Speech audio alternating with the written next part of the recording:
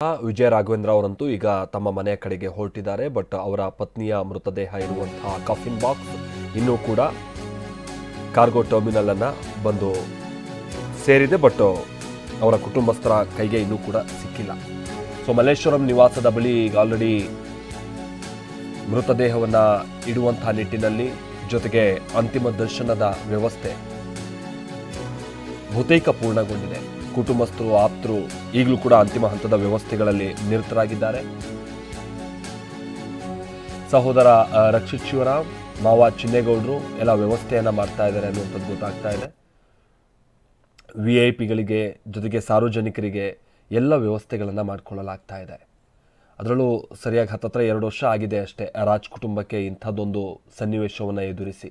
ಅದು ಪುನೀತ್ ರಾಜ್ಕುಮಾರ್ ಅವರ ಸಾವಿನ ವಿಚಾರವಾಗಿ ಹೇಳ್ತಾ ಇರೋದು. ಬಟ್ ಈಗ ಮತ್ತೆ ಅಂಥದ್ದೇ ಒಂದು ಸನ್ನಿವೇಶ.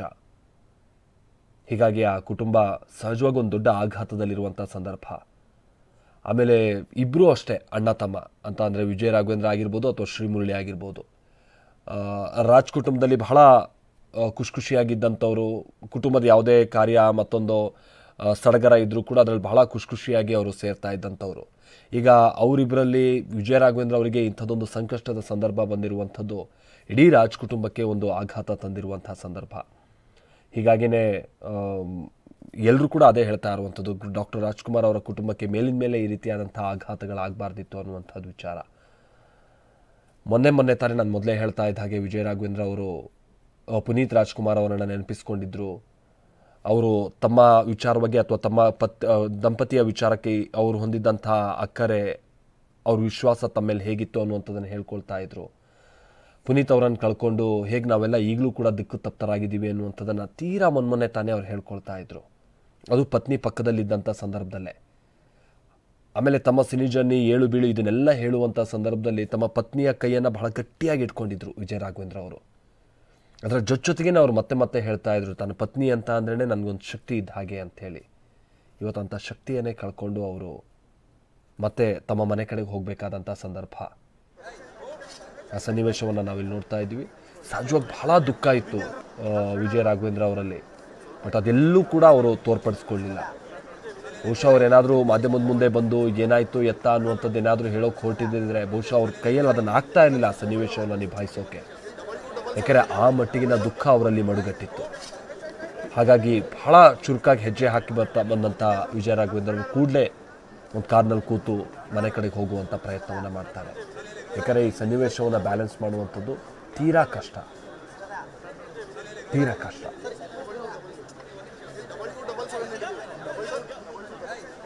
ನಾವಿಲ್ಲಿ ಮತ್ತೊಂದು ಕಡೆ ವಿಜುವಲ್ಸನ್ನು ನೋಡ್ತಾ ಇದ್ದೀವಲ್ಲ, ಇದು ಮಲ್ಲೇಶ್ವರಂನ BK ಶಿವರಾಮ್ ಅವರ ನಿವಾಸದ ಬಳಿ ಮೃತದೇಹವನ್ನು ಇರಿಸೋದಕ್ಕೆ ಎಲ್ಲ ವ್ಯವಸ್ಥೆಗಳನ್ನು ಮಾಡಲಾಗಿದೆ. ಮೊದಲೇ ಹೇಳಿದಾಗೆ ನಾಳೆ ಮಧ್ಯಾಹ್ನದ ಸಂದರ್ಭದಲ್ಲಿ ಹತ್ತತ್ರ 12 ಗಂಟೆಯ ನಂತರದ ಸಂದರ್ಭದಲ್ಲಿ ಈ ಈಡಿಗ ಸಂಪ್ರದಾಯದಂತೆ ಅಂತ್ಯಕ್ರಿಯೆ ನಡೆಯುತ್ತೆ.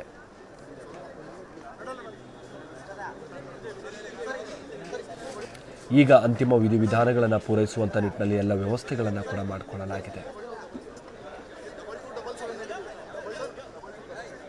ಆಮೇಲೆ ಈಗ ಸ್ಪಂದನ ಅವ್ರು ನಾನು ಮೊದಲೇ ಹೇಳಿದಾಗೆ ಅವರು ಇಹಲೋಕವನ್ನು ತ್ಯಜಿಸಿ ಹತ್ತತ್ರ 2 ದಿನಗಳಾಗಿ ಹೋಗಿದೆ.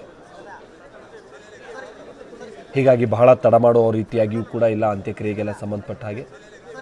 ಇರೋದ್ರಲ್ಲಿ ಆದಷ್ಟು ಎಷ್ಟು ಬೇಗ ಅಂತ್ಯಕ್ರಿಯೆಯನ್ನು ಮಾಡ್ಬೋದು ಆ ಕಡೆಗೆ ಅವರ ಕುಟುಂಬ ಗಮನ ಕೊಟ್ಟಿದೆ. ಹೀಗಾಗಿಯೇ ಇವತ್ತು ರಾತ್ರಿಯಿಂದಲೇ ಅಂತಿಮ ದರ್ಶನ ಪಡೆಯುವಂಥ ನಿಟ್ಟಿನಲ್ಲಿ ವ್ಯವಸ್ಥೆಯನ್ನು ಕೂಡ ಮಾಡಲಾಗಿರುತ್ತೆ. ಬಹಳ ದೊಡ್ಡ ಕುಟುಂಬ, BK ಶಿವರಾಮ್ ಅವ್ರ ಕುಟುಂಬ ಆಗಿರ್ಬೋದು ಅಥವಾ ವಿಜಯ ರಾಘವೇಂದ್ರ ಅವರ ಕುಟುಂಬ ಆಗಿರ್ಬೋದು. ಬಹಳ ಮಂದಿ ಹೊರದೇಶಗಳಲ್ಲೂ ಕೂಡ ಇರಬಹುದೇನೋ. ಆದರೆ ವಿಚಾರ ಈಗೆಲ್ಲ ಗೊತ್ತಾಗಿರುವಂಥ ಕಾರಣಕ್ಕಾಗಿ ಅಂತಿಮ ದರ್ಶನವನ್ನು ಪಡೆಯುವಂಥ ನಿಟ್ಟಿನಲ್ಲಿ ಯಾರ್ಯಾರು ಬರಬೇಕೋ ಅವರೆಲ್ಲ ಬಹುತೇಕರು ಈಗ ಬೆಂಗಳೂರನ್ನು ತಲುಪುವಂಥ ಕೆಲಸ ಕೂಡ ಆಗಿರುತ್ತೆ. ಹೀಗಾಗಿ ಕುಟುಂಬದವರಿಗೆ ಇಂಥವರಿಗಾಗಿ ಅಂಥೇಳಿ ವೆಯ್ಟ್ ಮಾಡುವಂಥ ಆ ರೀತಿಯಾದಂಥದ್ದು ಏನೋ ಅಲ್ಲಿ ಅನಿವಾರ್ಯತೆ ಇಲ್ಲ ಅಂತ ಕಾಣಿಸುತ್ತೆ. ನಾವಿಲ್ಲಿ ನೋಡ್ತಾ ಇದ್ದೀವಲ್ಲ, ಇದು ಸ್ಪಂದನ ಅವರ ಮೃತದೇಹವನ್ನು ಇರಿಸಲಾಗಿರುವಂಥ ಆ ಪೆಟ್ಟಿಗೆ.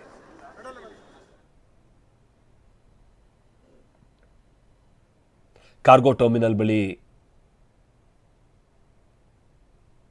ಸ್ಪಂದನ ಅವರ ಮೃತದೇಹವನ್ನು ಇರಿಸಲಾಗಿರುವಂತಹ ಪೆಟ್ಟಿಗೆಯನ್ನು ಆಂಬ್ಯುಲೆನ್ಸ್ಗೆ ತೆಗೆದುಕೊಂಡು ಹೋಗುವಂಥ ಕಾರ್ಯ ನಡೀತಾ ಇದೆ. ಬಹುಶಃ ಈಗ ಆಲ್ರೆಡಿ ಕಸ್ಟಮ್ಸ್ ಅಧಿಕಾರಿಗಳಿಂದ ಕ್ಲಿಯರೆನ್ಸ್ ಕೂಡ ಸಿಕ್ಕಿದೆ ಅಂತ ಕಾಣಿಸುತ್ತೆ.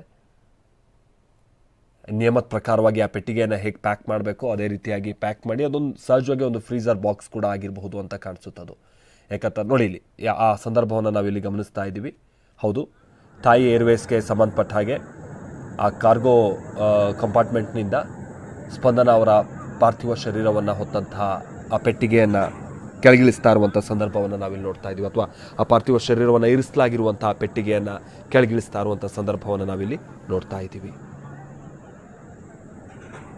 ಇಲ್ಲಿಂದ ಬಹಳ ಖುಷಿಯಾಗಿ ತಮ್ಮ ಕಸಿನ್ಸ್ ಜೊತೆಗೆ ಥೈಲ್ಯಾಂಡ್ ಟ್ರಿಪ್ಗೆ ಹೋಗಿದ್ದಂಥ ಸ್ಪಂದನ ಅವರು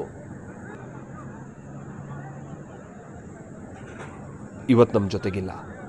ಸೊ ಸ್ಪಂದನ ಅವರ ಮೃತದೇಹವನ್ನು ಇರಿಸಲಾಗಿರುವಂಥ ಆ ಕಾಫಿನ್ ಬಾಕ್ಸನ್ನು ಈಗ ತರಲಾಗ್ತಾ ಇರುವಂಥ ಸಂದರ್ಭವನ್ನು ನಾವಿಲ್ಲಿ ನೋಡ್ತಾ ಇದ್ದೀವಿ. ಇದೇ ಮೃತದೇಹವನ್ನು ಈಗ ಆದಷ್ಟು ಬೇಗ ಮನೆಗೆ ಕೊಂಡೊಯ್ಯಬೇಕು ಅನ್ನುವಂಥ ನಿಟ್ಟಿನಲ್ಲಿ ಅವರ ಚಿಕ್ಕಪ್ಪ ಬಿ ಕೆ ಹರಿಪ್ರಸಾದ್ ಕೂಡ ಅದೇ ಕಾರ್ಗೋ ಟರ್ಮಿನಲ್ನಲ್ಲೇ ಇದ್ದಾರೆ ಕೂಡ.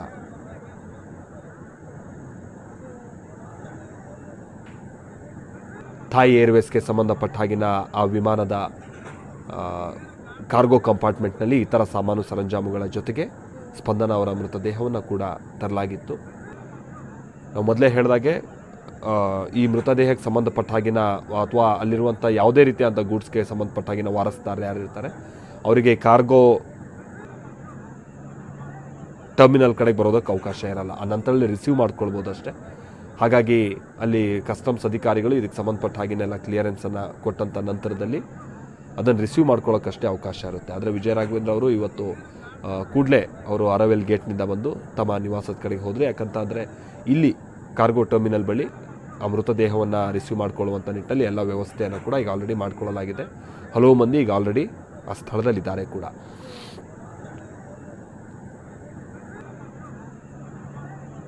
ಆಮೇಲೆ ಸಹಜವಾಗಿ ಯಾವುದೇ ಗೂಡ್ಸನ್ನು ಆ ಕಡೆಯಿಂದ ಅಥವಾ ಯಾವುದಾದ್ರು ಬೇರೆ ದೇಶದಿಂದ ಈ ಕಾರ್ಗೋ ಕಂಪಾರ್ಟ್ಮೆಂಟ್ನಲ್ಲಿ ಕಳಿಸಿದಂಥ ಸಂದರ್ಭದಲ್ಲಿ ಕಂಪ್ಲೀಟ್ ಪ್ಯಾಕಿಂಗ್ ಆಗಿರುತ್ತೆ. ಅಲ್ಲಿನ ಕಸ್ಟಮ್ಸ್ ಅಧಿಕಾರಿಗಳು ಕೂಡ ಅದಕ್ಕೆ ಸಂಬಂಧಪಟ್ಟ ಹಾಗಿನ ವಿವರಣೆಯನ್ನು ಲಗತ್ತಿಸಿನೇ ಕಳಿಸಿರ್ತಾರೆ. ಅದನ್ನು ಇಲ್ಲಿ ಚೆಕ್ ಮಾಡುವಂಥದ್ದು ಒಂದು ಕೆಲಸ ಆಗುತ್ತೆ, ಪರಿಶೀಲನೆ ಮಾಡುವಂಥದ್ದು ಒಂದು ಕೆಲಸ ಆಗುತ್ತಷ್ಟೇ.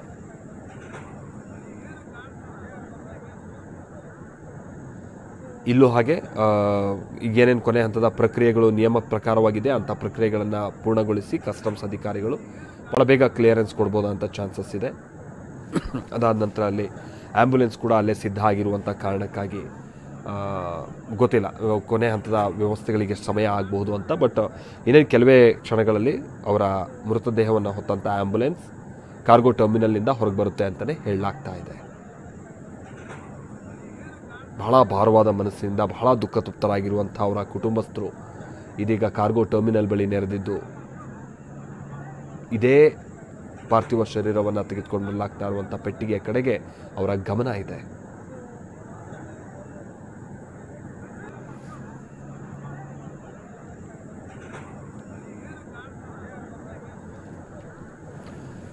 ಒಂದು ಕಡೆ ವಿಜಯ ರಾಘವೇಂದ್ರ ಅವರೆಲ್ಲ ಹೊರಟು ಈಗ ಆಲ್ರೆಡಿ ಹತ್ತತ್ರ 15 ನಿಮಿಷ ಆಯಿತು. ಬಟ್ ಸ್ಪಂದನ ಅವರ ಮೃತದೇಹಕ್ಕೆ ಸಂಬಂಧಪಟ್ಟ ಹಾಗಿನ ಆ ಕಾಫಿನ್ ಬಾಕ್ಸ್ ಅಥವಾ ಫ್ರೀಸರ್ ಬಾಕ್ಸ್ ಅಥವಾ ಪೆಟ್ಟಿಗೆ ಅದನ್ನು ಕೊಂಡೊಯ್ಯುವಂಥ ನಿಟ್ಟಿನಲ್ಲಿ ಅಂತಿಮ ಹಂತದ ಪ್ರಕ್ರಿಯೆಗಳು ನಡೀತಾ ಇದ್ದು ಇನ್ನೇನು ಕೆಲವೇ ಕ್ಷಣಗಳಲ್ಲಿ ಕ್ಲಿಯರೆನ್ಸ್ ಸಿಗುವಂಥ ಚಾನ್ಸಸ್ ಇದೆ.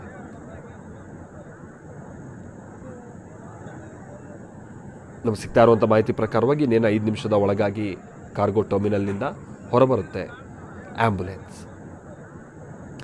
ಮತ್ತೊಂದು ಕಡೆ ಅವರ ನಿವಾಸ ಭಾಳಷ್ಟು ಸಂದರ್ಭದಿಂದನೂ ಕೂಡ ತಾವು ಆಡಿ ಬೆಳೆದಂಥ ಆ ಮಲ್ಲೇಶ್ವರಂನ ನಿವಾಸ,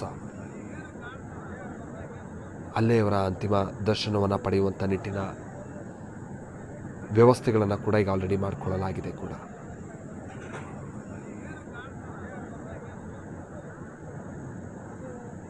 ಆಮೇಲೆ ಬಹಳ ಏನು ವಯಸ್ಸು ಅಲ್ಲ, 37 ವರ್ಷ. ಇನ್ನೂ 10 ವರ್ಷಗಳ ಕಾಲ ತನ್ನ ಪತಿ ಮಗನ ಜೊತೆಗೆ ಬಹಳ ಖುಷಿಯಾದಂಥ ಸಂಸಾರ ನಡೆಸುವಂಥ ಕನಸನ್ನು ಹೊತ್ತಿದ್ದಂಥವರು ಸ್ಪಂದನ ಅವರು. ಅಂಥದ್ದೊಂದು ಬ್ಯೂಟಿಫುಲ್ ಜರ್ನಿಯನ್ನು ಎದುರು ನೋಡ್ತಾ ಇದ್ದಂಥವರು ವಿಜಯ ರಾಘವೇಂದ್ರ ಅವರು. ಆದರೆ ಪತಿ ವಿಜಯ ರಾಘವೇಂದ್ರ ಹಾಗೆ ಪುತ್ರ ಶೌರ್ಯನನ್ನು ಈ ರಸ್ತೆಯಲ್ಲೇ ಬಿಟ್ಟು ಹೋದಂಥ ರೀತಿಯಾಗಿ ಅಥವಾ ನಡುವಿನ ಜರ್ನಿಯಲ್ಲೇ ಬಿಟ್ಟು ಹೋದಂತಾಗಿದೆ ಈಗ ಸ್ಪಂದನ ಅವರ ಸಾವು.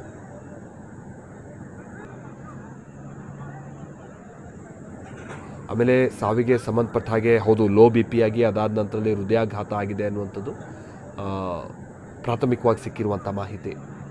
ಅದನ್ನು ಹೊರತುಪಡಿಸಿ ಇನ್ನೇನು ಅನಾಹುತ ಆಗಿದೆ ಅನ್ನುವಂಥದ್ದು ಗೊತ್ತಿಲ್ಲ.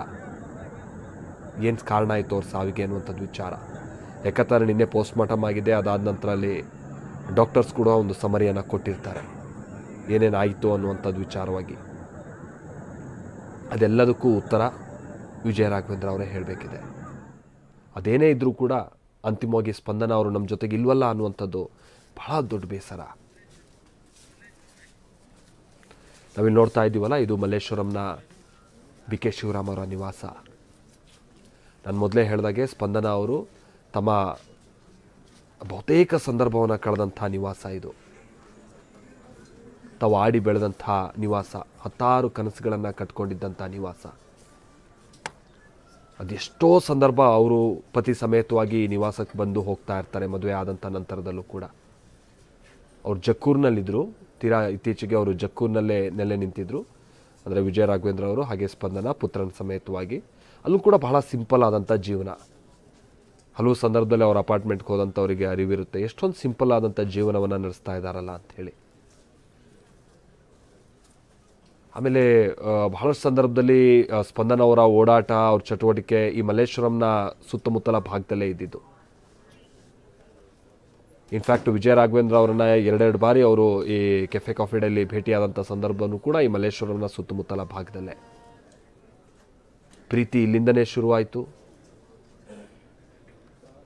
ಈಗ ಅದೇ ಮಲ್ಲೇಶ್ವರಂನ ನಿವಾಸದ ಬಳಿನೇ ಅವರು ಇವತ್ತು ಅಂತಿಮ ದರ್ಶನಕ್ಕೆ ವ್ಯವಸ್ಥೆ ಆಗಿರುವಂಥ ಸಂದರ್ಭ. ಅವರ ಪಾರ್ಥಿವ ಶರೀರದ ಅಂತಿಮ ದರ್ಶನಕ್ಕೆ ಬಹಳ ದುಃಖವಾದಂಥ ಸಂದರ್ಭ ಇದು. ಅವ್ರನ್ನ ಭಾಳ ಹತ್ತಿರದಿಂದ ಬಲ್ಲಂಥವರು, ನೆರೆಹೊರೆಯವರು, ಕುಟುಂಬಸ್ಥರು, ಸ್ನೇಹಿತರು, ಆಮೇಲೆ ಸಹಜವಾಗಿ ಆ ರಾಜ್ ಕುಟುಂಬದ ಅಭಿಮಾನಿಗಳು ಅವರೆಲ್ಲ ಈಗ ಆಲ್ರೆಡಿ ಬಂದು ಅಲ್ಲಿ ಜಮಾವಣೆ ಆಗ್ತಾ ಇರುವಂಥ ಸಂದರ್ಭ. ಬಹುಶಃ ಒಂದು 12:30, 12:45 ಸಂದರ್ಭದಲ್ಲಿ ಅವರ ಪಾರ್ಥಿವ ಶರೀರವನ್ನು ಮನೆ ಹತ್ರ ತರುವಂಥ ಕಾರ್ಯ ಆಗ್ಬೋದು ಅಂತ ಕಾಣಿಸುತ್ತೆ. ಅದಾದ ನಂತರಲ್ಲಿ ಅಂತಿಮವಾದಂಥ ಕ್ರಿಯೆಗಳು, ಕಾರ್ಯಗಳು ಇದೆಲ್ಲ ಇದ್ದೇ ಇರುತ್ತೆ. ಅದೆಲ್ಲ ಪೂರೈಸಿದಂಥ ನಂತರದಲ್ಲಿ ಅವ್ರ ಪಾರ್ಥಿವ ಶರೀರದ ಅಂತಿಮ ದರ್ಶನದ ವ್ಯವಸ್ಥೆಯನ್ನು ಮಾಡಲಾಗುತ್ತೆ. ಹೆಚ್ಚು ಕಡಿಮೆ ಒಂದು 1-1.5 ಆಗಬಹುದು ಅಂತ ಕಾಣಿಸುತ್ತೆ ಆ ಸಂದರ್ಭದಲ್ಲಿ. ಆಮೇಲೆ ಈಗ ಆಲ್ರೆಡಿ ಸಿನಿಮಾಗೆ ಸಂಬಂಧಪಟ್ಟ ಹಾಗೇನೂ ಕೂಡ ಕೆಲ ಕಾರ್ಯದಲ್ಲಿ ತಮ್ಮನ್ನು ತಾವು ತೊಡಗಿಸ್ಕೊಂಡಿದ್ರು.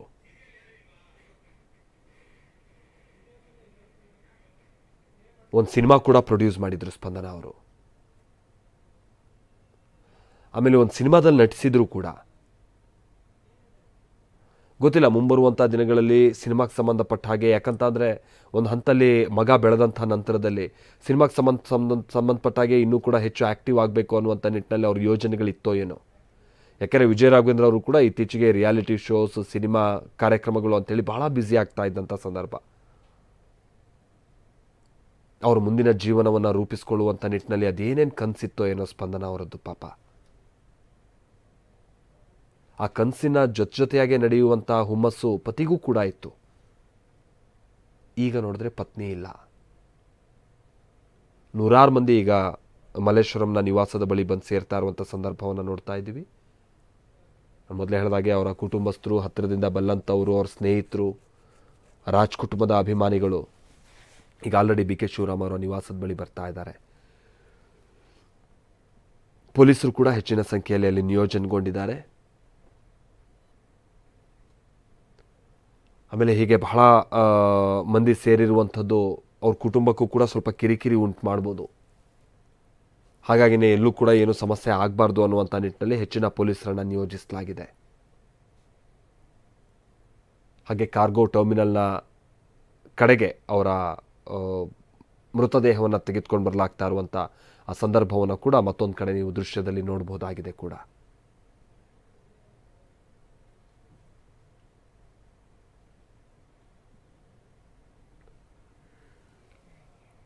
ಬಹಳ ದುಃಖಮಯವಾದಂಥ ಸಂದರ್ಭ ಇದು.